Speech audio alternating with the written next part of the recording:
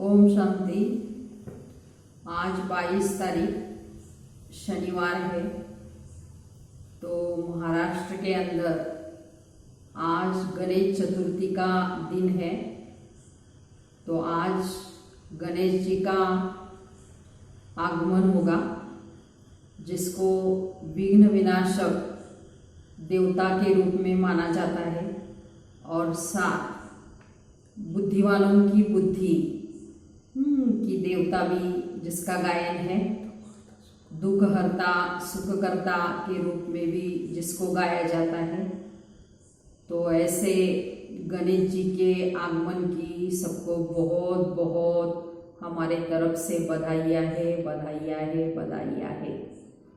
तो आज प्यारे बाबा ने कहा है कि मुझे सबसे प्यारे आप बच्चे लगते हो और मेरा प्यार भी बच्चों के ऊपर है। इसलिए बाबा प्यार के कारण बच्चों को सुधारने के लिए श्रीमत देते हैं। जिस ईश्वरीय मत श्रीमत पर चलकर हमको मनुष्य से देवता बनना है, ये सबसे बड़ा लक्ष्य रखना है। और साथ साथ आज बाबा ने मुरली के अंदर ये भी कहा हुआ है कि विश्व में आज सभी शांति की चाहना रखते हैं। शांति के लिए अनेकों को पीस प्राइज दी जाती है, लेकिन विश्व में शांति तब होगी जब ये महाभारी लड़ाई होगी और फिर विश्व में शांति स्थापन होगी। तो विश्व में शांति स्थापन करना ये बाप का ही काम है। तो बाबा अधर्म का नाश कर सतधर्म की स्थापना कर फिर से विश्व में शांति स्थापन करने का कार्य करने के लिए इस पुरुषोत्तम संगम युग पर आए हुए हैं। तो आज का प्यारे बाबा का महावाक्य है। बाबा कहते, मीठे बच्चे, बाप को तुम बच्चे ही प्यारे हो। बाप तुम्हें ही सुधारने के लिए श्रीमत देते हैं। तो सदा ईश्वरीय मत पर चल स्वयं को पवित्र बनाओ। प्रश्न है, विश्व में शांति की स्थापना कब और किस विधि से होती है? उत्तर है, तुम जानते हो विश्व में शांति तो महाभारी लड़ाई के बाद ही होती है, लेकिन उसके लिए तुम्हें पहले से ही तैयार होना है। अपनी कर्मातीत अवस्था बनाने की मेहनत करनी है। सृष्टि के आदि मध्य अंत का ज्ञान सिमरन कर बाप की याद से संपूर्ण पावन बनना है, तब इस सृष्टि का परिवर्तन होगा। गीत है, आज अंधेरे में है इंसान। ओम शांति। ये गीत है भक्ति मार्ग का गाया हुआ। कहते हैं हम अंधेरे में हैं, तो अब ज्ञान का तीसरा नेत्र दो। तो ज्ञान मांगते हैं ज्ञान सागर से, बाकी है अज्ञान। तो कहा जाता है कलयुग में सब अज्ञान की आसुरी नींद में सोए हुए कुंभकर्ण है। तो बाप कहते हैं ज्ञान तो बहुत ही सिंपल है।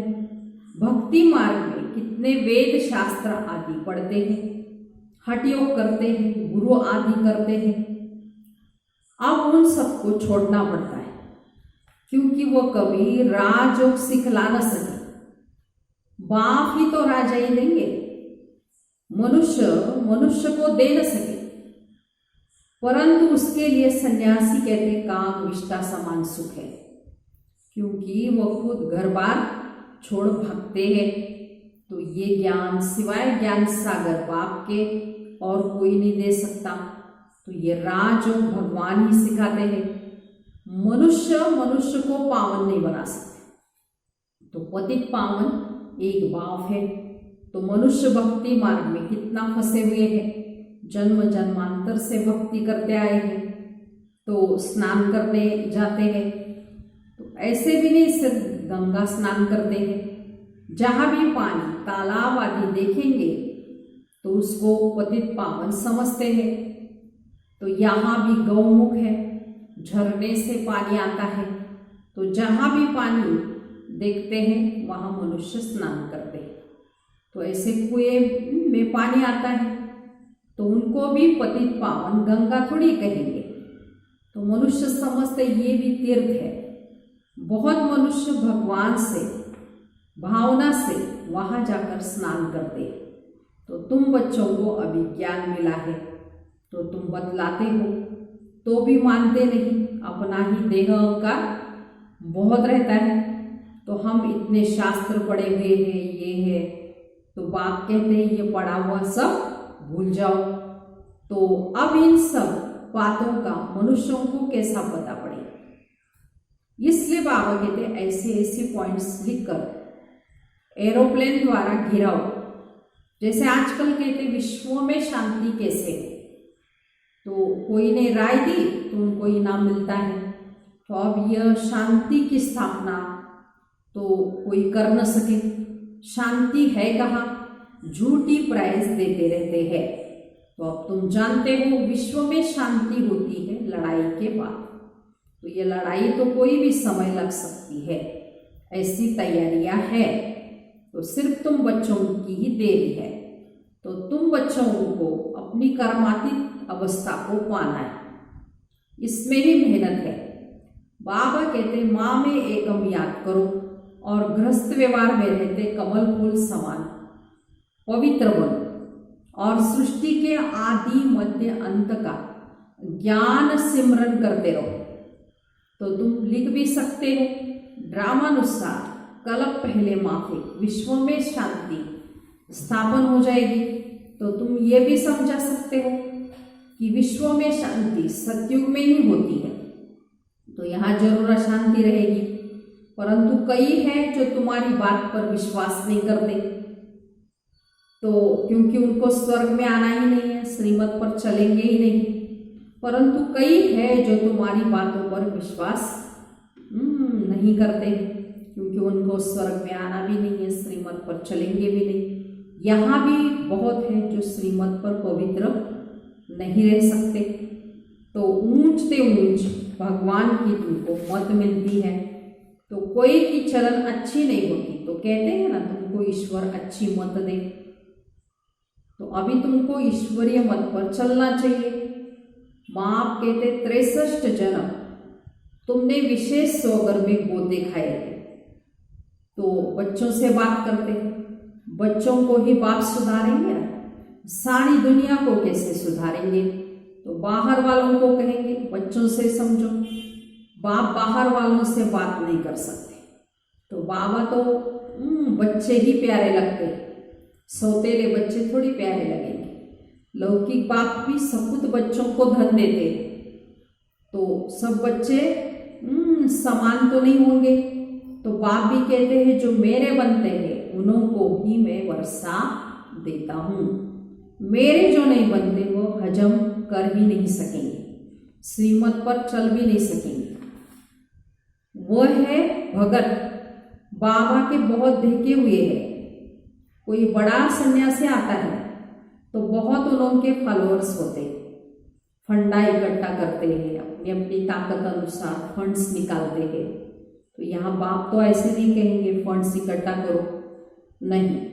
यहाँ तो जो बीज बोएंगे 21 जन्म उसका फल पाएंगे। मनुष्य दान करते तो समझते ईश्वर अर्थ हम करते, तो ईश्वर समर्पण कहते हैं। तो कहेंगे कृष्ण समर्पणम, तो कृष्ण का नाम क्यों लेते, क्योंकि गीता का भगवान समझते कृष्ण को। तो श्री राधे अर्पणम कभी नहीं कहेंगे, ईश्वर या कृष्ण अर्पणम कहते हैं। जानते हैं फल देने वाला ईश्वर है। कोई साहूकार के घर में जन्म लेते तो कहते हैं ना कि आगे जन्म में इसने बहुत दान पुण्य किए तब ये बना है। और राजा भी बन सकते, परंतु वो अल्पकाल काग विष्टा समान सुख है। और राजाओं को भी सन्यासी लोग सन्यास कराते हैं, तो उनको कहते स्त्री तो समर्पणी है। लेकिन द्रौपदी ने भी पुकारा ना, दुशासन मुझे दुशासनों से बचाओ। अब भी अबलाई कितनी पुकारती है, हमारी लाज रखो कहती है। तो बाबा ये हमको बहुत मारते हैं, कहते हैं विष दो नहीं तो खून करता हूँ। तो बाबा इन बंधनों से छुड़ाओ। तो बाबा कहते बंधन तो खलास होने ही है, फिर 21 जन्म कभी भी नंगन नहीं होंगे, वहाँ विकार होता नहीं। तो इस मृत्यु लोक में यह अंतिम जन्म, यह है ही विशेष वर्ड। तो दूसरी बात बाबा समझाते इस समय मनुष्य कितने बेसमझ बन गए। तो जब कोई मरता है तो कहते स्वर्ग पधारा, लेकिन स्वर्ग है कहाँ, ये तो नरक है। तो स्वर्गवासी हुआ तो जरूर नरक पे था, तो परंतु किसको सीधा कहो तुम नरकवासी हो तो क्रोध में आकर बिगड़ पड़ेंगे। तो ऐसे ऐसे तुमको लिखना चाहिए, फलाना स्वर्गवासी हुआ तो इसका मतलब तुम नरकवासी हो ना। तो हम तुमको ऐसी युक्ति बताते हैं जो तुम सच सच स्वर्ग में जाओ। तो ये पुरानी दुनिया अब खत्म होनी है। अखबार में निकालो कि इस लड़ाई के बाद विश्व में शांति होगी। तो 5000 वर्ष पहले माफी, वहाँ एक ही आधा सनातन देवी देवता धर्म था। वो लोग फिर कहते हैं वहाँ भी कंस जरासंध आदि असुर थे। तो त्रेता में रावण था, अब उनसे माथा कौन मारे। ज्ञान और भक्ति में रात और दिन का फर्क है। तो इतनी सहज बात भी मुश्किल किसकी बुद्धि में बैठती है। तो ऐसे ऐसे स्लोगन्स बनाने चाहिए। तो इस लड़ाई के बाद विश्व में शांति होनी है ड्रामानुसार। कलप कलप विश्व में शांति होती है, फिर कलयुग अंत में अशांति होती है। तो सतयुग में शांति होती ही है, ये भी तुम लिख सकते हो। गीता में भूल करने से ही भारत का यह हाल हुआ है। तो पूरे 84 जन्म लेने वाले श्री कृष्ण का नाम डाल दिया है, श्री नारायण का भी नहीं डाला। उसके लिए भी 84 जन्मों से कुछ दिन कम कहेंगे ना। तो कृष्ण के पूरे 84 जन्म है। तो शुभ बाबा आते हैं बच्चों को हीरे जैसा बनाने के लिए। फिर डिब्बी भी ऐसी सोने की चाहिए जिसमें बाप आकर प्रवेश करें।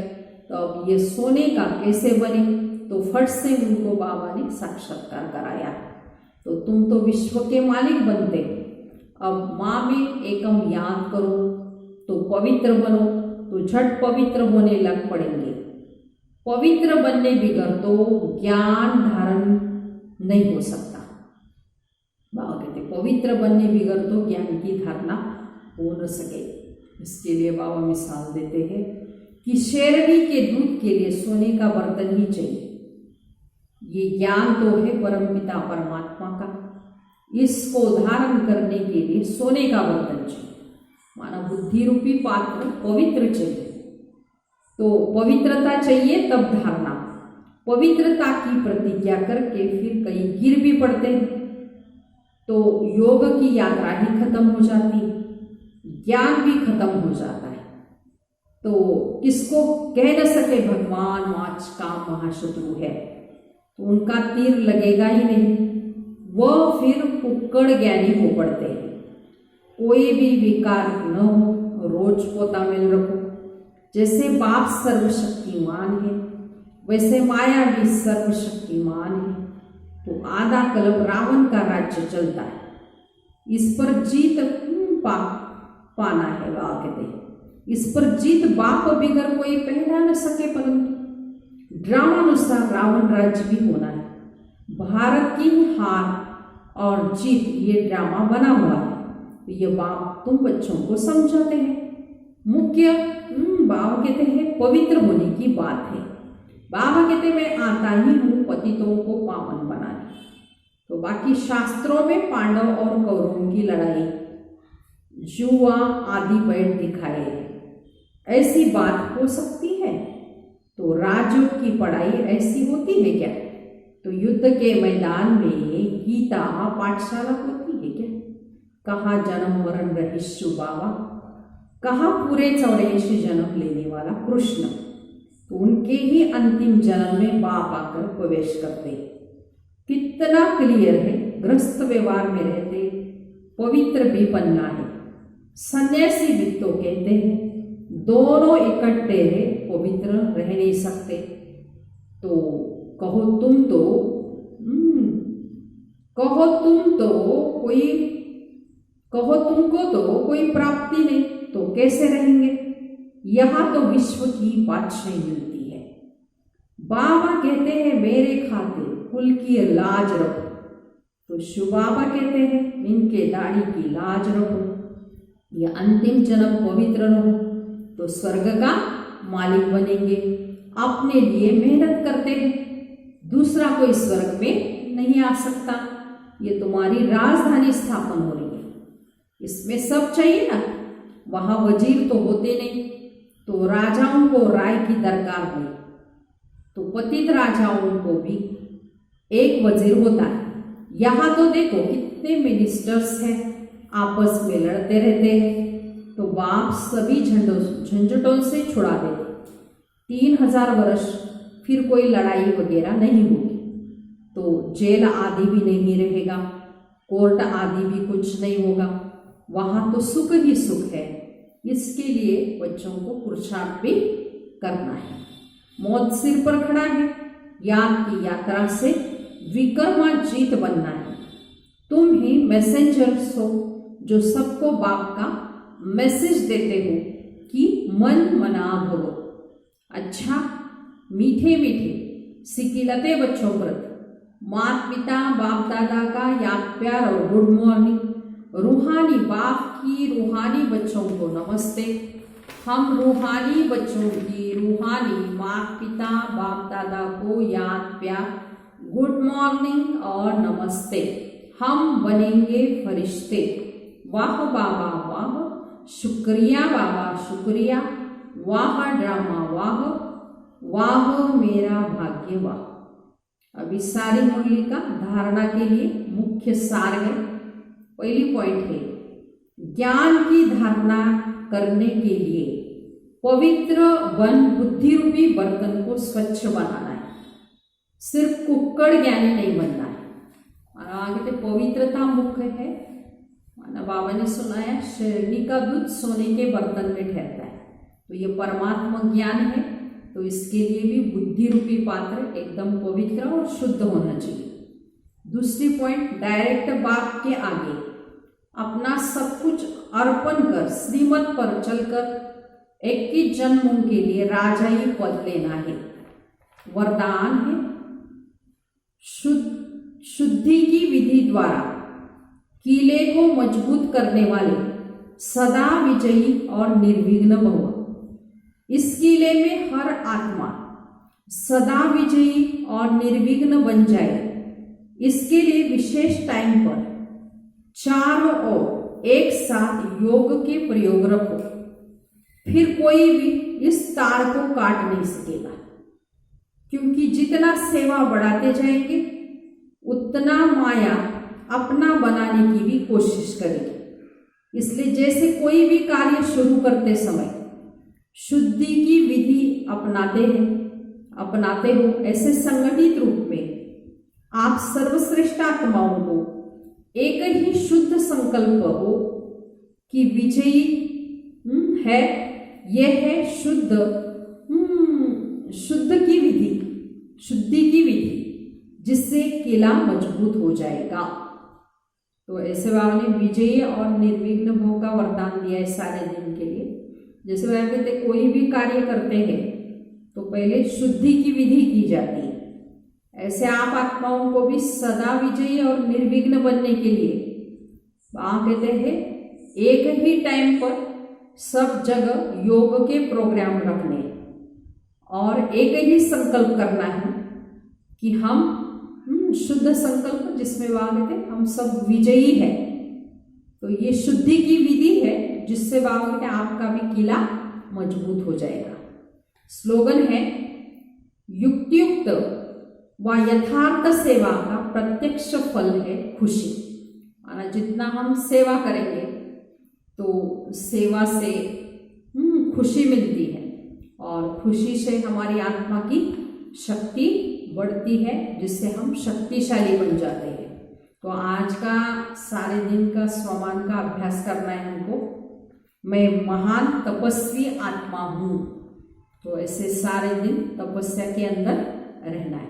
ओम शांति।